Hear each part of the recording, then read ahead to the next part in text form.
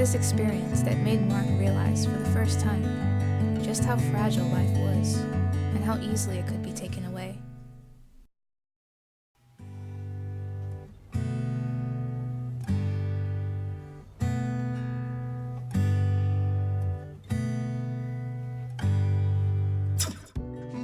Hello, I'm Zaccura and welcome back to my channel, and today's video was meant to go up early last month in January, but it didn't happen, so I'm making it now, and you're going to like it. So I wanted to talk a bit about the pros and cons of doing a monthly creative challenge or project, basically something creative that you decide you're going to do every month for a whole year. Be this a random monthly illustration, or a themed monthly illustration, or a character design, or a short story, or one chapter in the story, whatever. There's limitless possibilities. And honestly, what I'm going to be talking about doesn't even have to only apply to a monthly thing. Some writers, for example, have a daily word quota that they challenge themselves to keep to. Or for visual artists, you may want to do daily sketches, or weekly paintings, etc., etc. Just anything that has to do with being creative on a long-term, reoccurring, scheduled deadline. And I'm going to be drawing from my own personal experience of doing my monthly character series, which, as many of you know, was my year-long monthly challenge I did last year for 2018, where every month I created a character and drew an illustration for them, as well as wrote a short story for them, which I then compiled into a new video every month. It was a successful but very difficult challenge, and I learned so much in the process, so I felt it would be a good idea to share a bit of what it was like to take on that kind of project and how it felt over time, you know, the kind of behind the scenes look, so that you guys who have never tried something like that before can have a little more info so that you can make a good decision for yourself, in case you'd ever like to take on something similar, or if you already have, especially with the year still being relatively young. I know a lot of artists right now have already set up their goals for the year, and some of those goals may be monthly or weekly or even daily challenges that they want to do for the whole year. So here's my 2 cents, if you will, of why you should or should not take on something like that, depending on various situations and things. And if you do decide to take it on, hopefully I can give some useful tips for sticking with a scheduled challenge and help make it successful.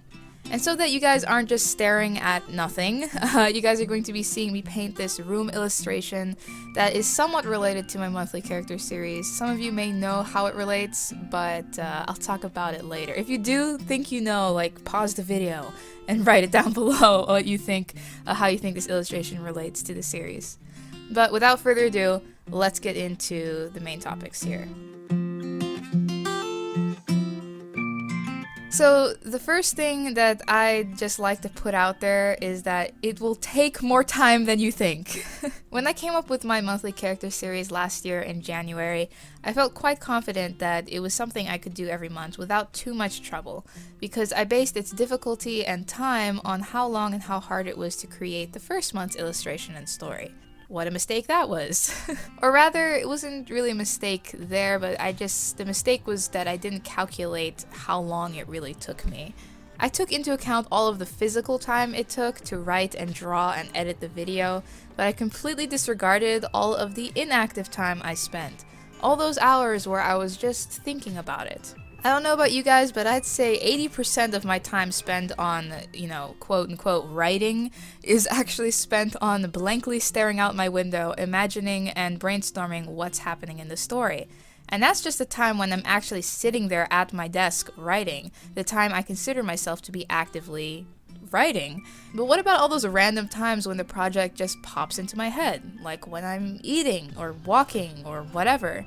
As a creative, whether you're an artist or a writer or a musician, whatever, I'm sure you can relate to those times I'm talking about. You don't get to decide when your brain decides it's suddenly been inspired or when it wants to think about your work. It just happens. But before I took on my monthly character series, I never really clocked those seemingly random bouts of brainstorming as hours of work. But if there's one lesson I learned from 2018, is that these hours are not only incredibly difficult to dictate into a schedule, but also incredibly vital to the creation of anything. So I would say to be sure you realize just how long something really takes you, including all of the random brainstorming downtimes in your life. Especially if this type of brainstorming is required to happen before you can actually go and create. And what do I mean by this? Well, I see creating and being creative as two very different things. Creating is the physical process of putting something together, whereas being creative is the process of figuring out what needs to be created. If you draw an object from life, you're creating something. You're creating the drawing of that object. But that object already exists. You're just trying to copy it down on your paper, which, don't get me wrong, takes a whole lot of time, practice, and skill to do. But you already know what to do because the object is right in front of you. The contrast of this is creating a fictional object or a fictional character. That thing does not exist in real life, so there's a lot of brainstorming that has to go into it, a lot of invisible work, if you will. So going back to my monthly character series, I wanted that series to be a collection of 12 standalone stories. Each one does not relate to the others at all, and because of that, I had to come up with an entirely new character, concept, plot, and storyline each and every month. And when I put it like that kind of sounds like a lot. But back in January, I didn't think it would be because I was like, heck, they're just short stories. Each story was usually only around 1,000 to 2,000 words long. The script for this video that I'm reading right now is longer than that. Many authors write 1,000 words a day as a routine. There's a challenge called NaNoWriMo where authors write an entire novel of something like 50,000 words, I think. Please correct me if I'm wrong down in the comments. But they do that all in 1 month. So back in January, I was like, sure I can do these little short stories every month. What I didn't take into account was that writing 1,000 words in a 50,000 word story is very different than writing 1,000 words in a 1,000 word story. I have written much longer stories before, and it is a very different thing to write a chapter that may be a few thousand words long, because it ties into the last chapter, and fits into the world, and uses the same characters. And so even though it's a lot of words, it's still just one small segment in a much larger overall story. It still takes a lot of time and work, but you've already got the foundations in place, and now you're just riding the flow of it. A foundation that, honestly, sometimes can take years of random brainstorming to develop the plot and world and characters, even before you write a single word. Now, the stories I did for my monthly character series were very simple, and because they were so short, there is definitely not nearly as much brainstorming required to develop it as a full-length novel. But I definitely made a mistake of disregarding the time it takes to work out a character, setting, and plot, regardless of the word count. And this disregard for the time it takes to brainstorm can happen with any sort of creative work. It's the reason, for example, a challenge like Inktober can be so difficult, because after the first couple weeks, you may just run out of ideas. And that's because usually people go into the challenge with some ideas already. When you count all of the invisible work, most artists who do Inktober usually start working on it in September, or maybe even earlier, and they may not even realize it. And that's all just because as we draw nearer to an event, we start thinking about it more. But then when it comes the time to actually perform and start making things happen, we get caught up in the creating part of it and end up running out of ideas. So that's the main key point here, is to realize the difference between creating and being creative. Creating is just the physical work. Sure, it can be very difficult work, but it is just work, and it can for sure be put on a schedule, because it's just a matter of counting the physical time it takes to make something happen. So if you have an idea for a monthly challenge or something that is just simply making something that you've already worked out in your head happen, then go for it.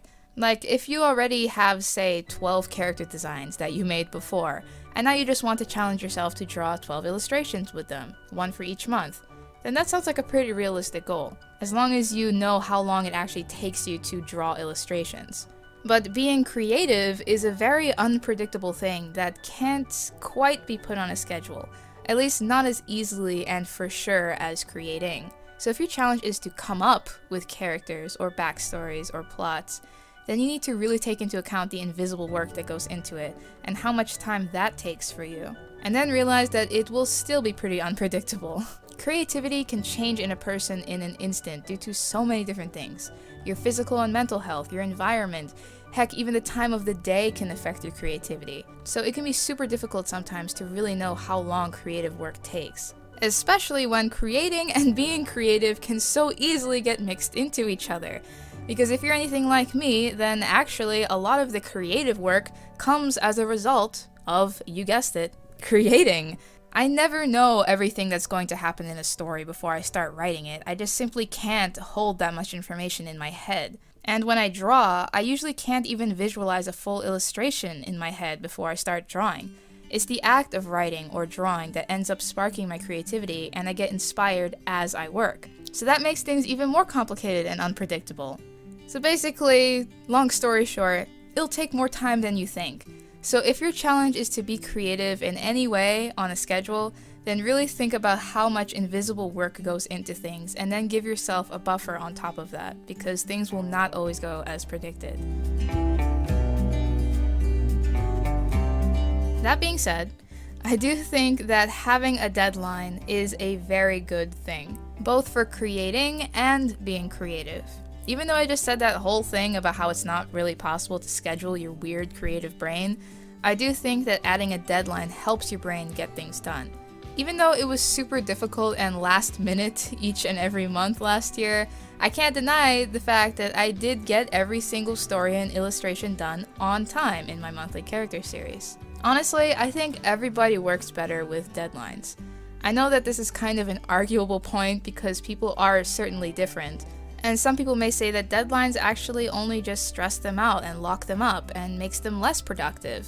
They may be better at being just self-disciplined and doing things without a strict deadline. But the thing is, everybody is on a deadline all the time. It's just a matter of who made it. Every time you decide you're going to go shopping tomorrow, or you're going to go to bed in 2 hours, or you're going to watch Zaccura's latest video, you've just set up mini deadlines. Now, how well we stick to these deadlines vary a lot, and sometimes we set up these deadlines knowing full well that things will probably change. But make no mistake, being self-disciplined doesn't mean you're just randomly doing stuff and awesome stuff is just miraculously getting made all the time.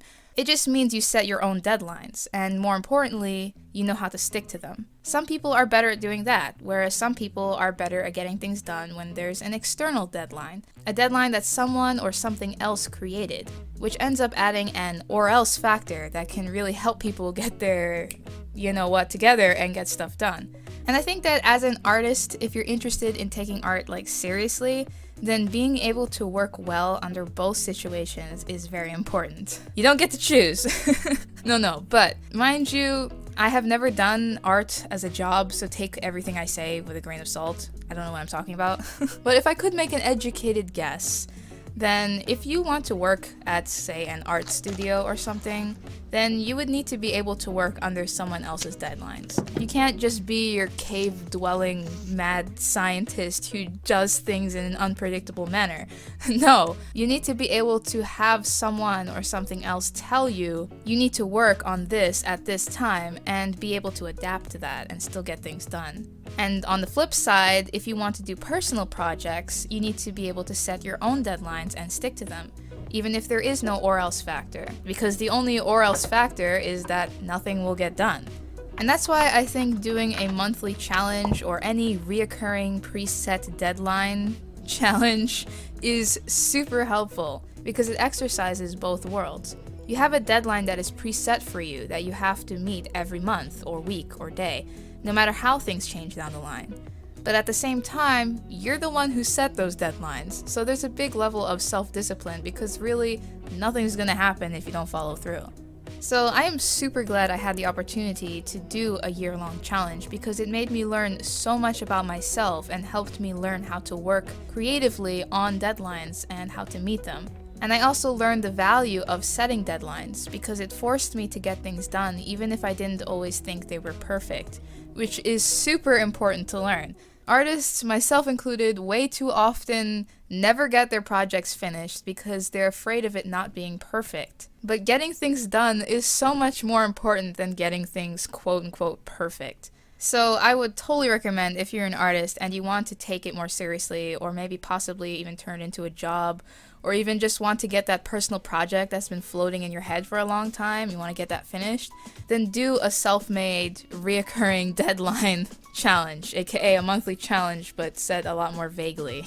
But you gotta do it right. You gotta take into account, what I mentioned before about how long things take you so that you can set realistic deadlines. Because there are also plenty of bad things that can come out of working creatively on deadlines, which leads to my next point. Be careful to not let stress turn into resentment. Let's face it, when you're working on deadlines, there is always stress involved. But that's not necessarily a bad thing. I found that there's nothing wrong with stress, so long as the source of the stress is something good. Like working on a personal project that you absolutely love. That's a pretty good thing. But everything also has a limit, and good stress can easily turn to bad stress if it's overdone. And I think we all know the effects of bad stress. It can diminish your mood severely, even create physical issues if it's not dealt with for a prolonged time, but also it can make you really resent the thing that's creating the stress. I mean, it's basically hurting you, so of course you're going to hate it. And I'm guessing if you're even considering doing something like a self-imposed art challenge, then art is something you love. It's important to you. So the last thing you'd want is to turn that thing you love into something you hate just because you overdid it, or because you did it for the wrong reasons. If you're doing something creative, you have to love what you do. That doesn't mean just loving what you think the end result will be. It means loving the road to get to the end result. And I don't mean you have to love every single minute of what you're doing and every single little menial task that comes along. Nobody does. You're not gonna be like, oh yeah, time to back up my files onto my USB stick. Like, oh, what a rush, man. But ultimately, you have to like what you're doing if you're doing creative work. If the only reason you're doing your project is because you think the end result would be cool, but you detest the process, then that end result will never be worth it. It'll never be worth all the time, stress, and hard work. And the end result probably won't come out as cool as you originally thought it would be. So make sure that you pay attention to yourself and periodically ask yourself, why am I doing this? If the answer is because I love it, then go. But if you start answering with things like, well, I've already gotten this far, can't quit now, or, oh, but the end result will be so worth it, I'm sure, then be weary and careful, because it is okay to do things with those reasons. I think sometimes in order to get things done, you do have to push yourself a bit, and sometimes you have to go through those times when you really aren't feeling it, but you kind of have to do it for the greater good. That's just a part of hard work. But if it's taking up a lot of your life for a very prolonged period of time, you're only going to be able to take so much before you start to really need a break. During the monthly character challenge, I never really mentioned that much about the stress behind it, because I always wanted to keep things positive. But the truth was, it was a very stressful project. Because I didn't really plan properly how much time every month's work would take me, it was constantly a race to the deadline. And I never really got a break from that. It was always looming in the back of my head for like the entire year. Like, oh, the deadline's approaching. And then even after I would make that deadline, it was immediately on to the next month. And I was like, okay, I only have 30 days again. How am I gonna do this? But for the most part, that was completely okay. Because I loved what I was doing. Even though I was really stressed out about the deadline, I still looked forward to writing and drawing and the end results too. And I just loved writing. I loved the characters. I loved discovering them. I just loved that kind of work.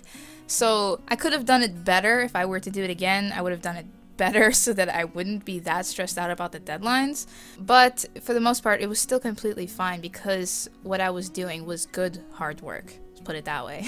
That was until about the last quarter of the year.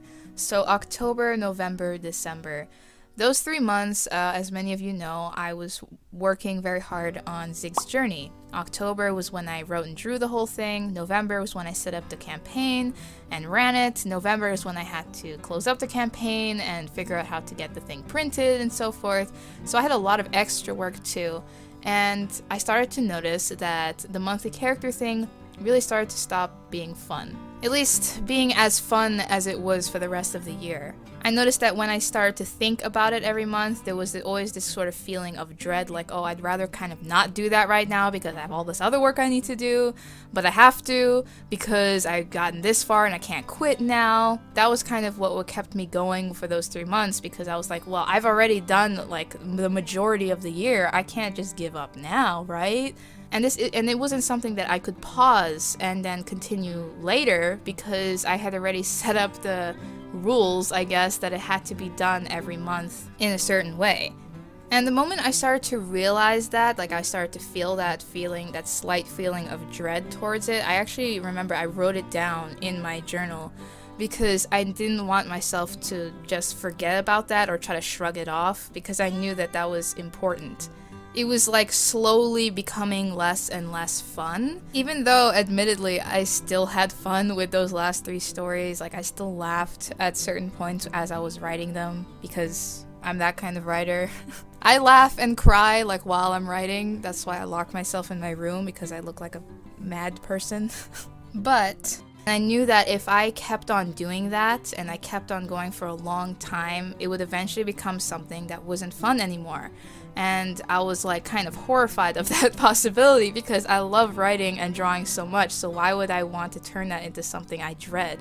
Which is why very early on in like October, I had already decided that 2019 I was going to lay off doing that kind of project. I was going to give myself a proper break, because I knew that I would go through the 3 months and it would be fine, and then I would take a break, and then I would recover, I guess you could say.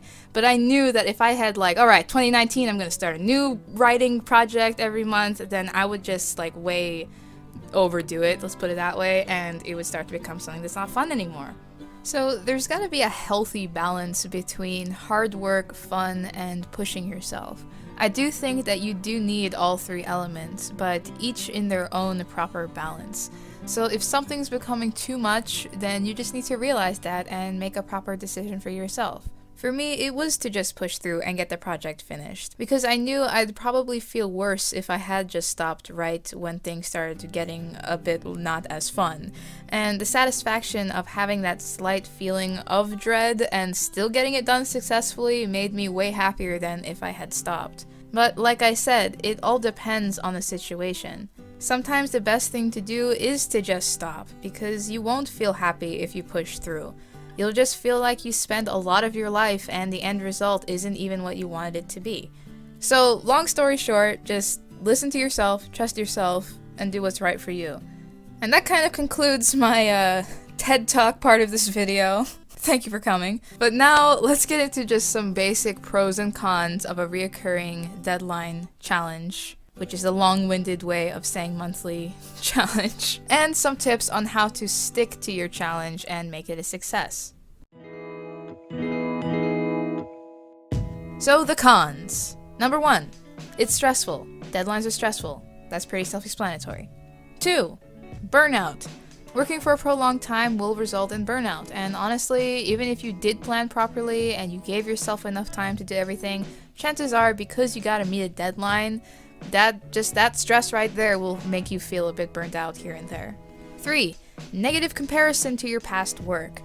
You will compare whatever you did this month to whatever you did last month, and if last month's thing came out better than this month's thing, then you're gonna feel kind of bad about that. I mean, as artists, we're always comparing our work with our own past work, but there's something about doing something on a reoccurring schedule that makes our brains think that they all need to be the exact same quality because they're like, a set. And because you're on a deadline, chances are some months are going to be better than others, and things will not always be perfect. And now the pros. 1, you learn how to do creative work on a deadline. It forces you to learn about yourself and how you work best when there's a deadline involved, which is an invaluable skill. 2, productivity. Deadlines work, people. That's really it. You get stuff done. 3, you practice being self-disciplined and organized, and God knows we creatives usually need help in that area. 4, you get an awesome end product to be very, very proud of. Taking on any large, long-term project always has a very sweet reward at the end of it, and that is the actual successful project that you set yourself to do in the first place. And 5, even if you do fail, you still will learn a lot. and improve at whatever you were doing. If it was a drawing challenge to draw dogs, then you'll get better at drawing dogs. You get it. Because you're doing something on a reoccurring schedule, you ultimately get a lot of practice. And now, let's talk about how to stick with your challenge. 1. If you are the kind of person to work better with an external or else factor attached to your deadlines, then simply make one. This is easily done by sharing your challenge with others. Go on social media and tell everyone about what your plans are, or if you're not comfortable with it being that public, then just tell some close family or friends.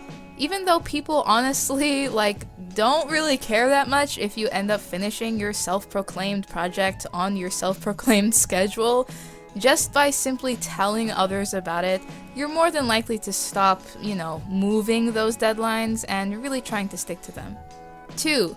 Don't just schedule what needs to be done, but also when. Break down what you need to do into little chunks, schedule them into your day or week, and then make it a routine. It's easier for us to do things when it's already something we're used to doing, so make time specifically for working on your project. 3. Keep track of how things are going as time goes by and make changes if need be. You most likely won't be able to foresee how your project will affect you from the start. You may not have calculated your time properly, or maybe you work better in the morning than at night like you originally scheduled. Whatever. Being mindful, even possibly keeping a journal or making YouTube videos where you purposefully have to sit down and pay attention to how you're doing will help you make good decisions on how to keep on going. 4. And finally, if all else fails, then there's nothing wrong with quote-unquote failing your project. It's your project, and you should be doing it the way that's right for you. And as you do it, you may start to realize that it was really something different than what you wanted or what you expected. And that's okay. Just use it as a valuable learning experience. Because whether you complete your project or not, or if you complete it the way you originally planned or not, what is guaranteed is that you will learn so much about yourself and probably improve your creative skills a bunch along the way. So don't be afraid, and as Shia LaBeouf said, just do it. I am so happy to have done my monthly character series. It and Zig's Journey were my two biggest accomplishments of 2018, and I have zero regrets.